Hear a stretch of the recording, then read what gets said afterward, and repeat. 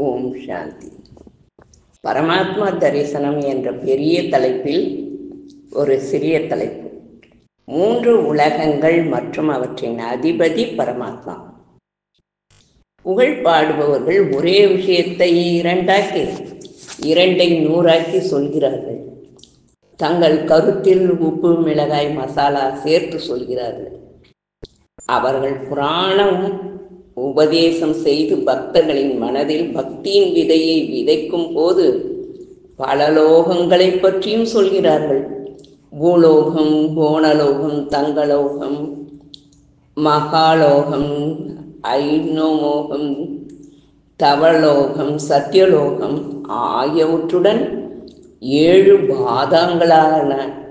பாதாளங்களான அதல, விதல, கதல, ராசல, தலால, மகாதவ, பாதாளம் போன்ற மூச்சு வாங்கக்கூட கடுமையான முறையில் ஒரேடியாக வேகமாய் பேசி பக்தர்களை பேச்சில் கவர்ந்து இழுத்து விடுகிறார்கள்.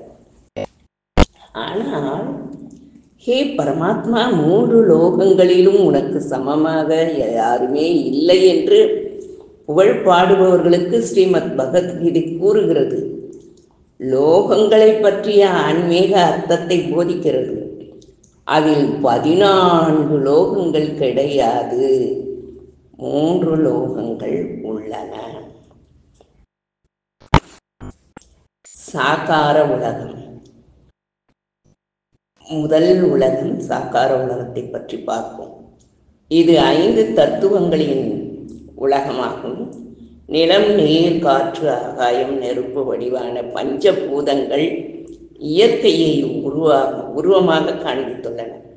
விஞ்ஞானிகள் இதை 108 மூலப்பொருட்கள் வடிவத்தில் இனம் கண்டுள்ளனர். விஞ்ஞானிகள் இதை ஜடம், ஜீவ பொருட்கள் என்ற பெயரில் 2 பிரிவாக்கி உள்ளனர். உயிர்கள், ஜீவராசிகள், பலவித விலங்குகள், பறவைகள், நீர்வாழ் உயிரினங்கள், நிலவாழ் உயிரினங்கள், காற்றில் கலந்து வாழும் உயிரினங்கள் ஜீவப்பொருட்கள் ஆகும்.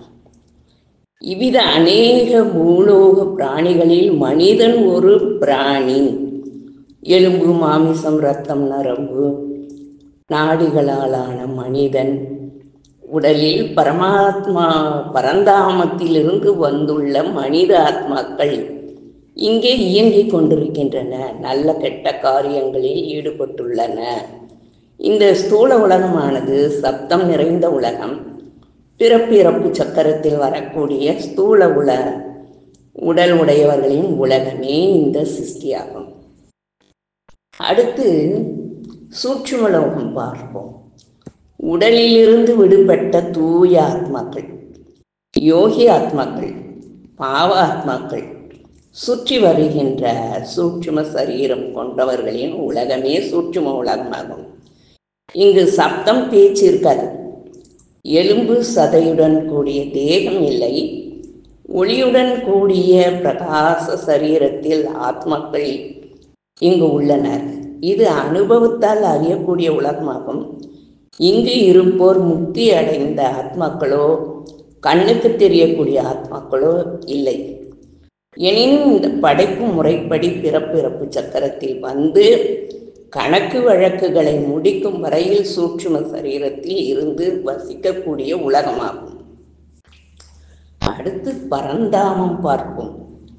ஆன்மீகவாதிகளின் மேற்கண்ட ஸ்லோகமான தந்தயம் பரமம் என்பது இந்த உலகத்தை பரந்தாமம் அல்லது ஆத்மாக்களின் உலகம் என்று கூறினர்.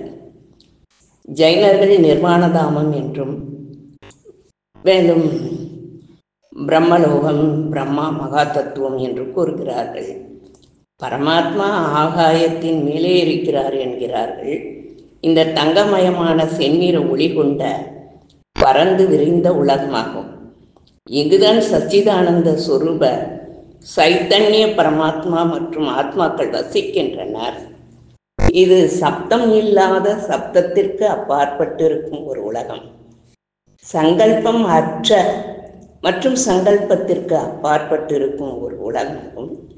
உடலினை காண முடியாத மற்றும் உடலுக்கு அப்பாற்பட்ட உலகமாகும்.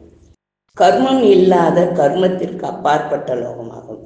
இருந்த போதிலும் பரமாத்மா மற்றும் ஆத்மாக்கள் சைத்தன்ய நிலைத்தன்மையுடன் கூடிய ஞானத்தை முதன்மையாக கொண்ட தூய அமைதியான முக்தி நிலையில் இங்கு இருக்கிறார்கள்.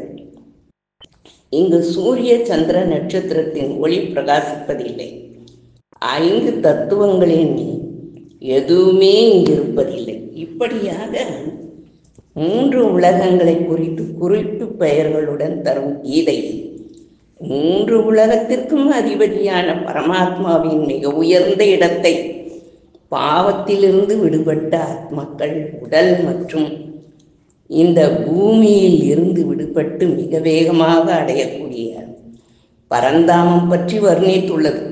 பரந்தாமத்தில் வசிக்கும் பரபிரம்மம் பரஞ்சோதி பரமாத்மா அனைத்தும் அறிந்த மேலும் அனைத்து திறமைகள் கொண்ட அல்லது சர்வசக்திவானாக இருக்கிறார். ஆனால் அவர் பூலோக சிருஷ்டியில் அவர் எங்கும் நிறைந்தவர் அல்ல. இவ்வாறு மறைமுக வடிவில் கீதை கூறுகிறது. ஓம் சாந்தி.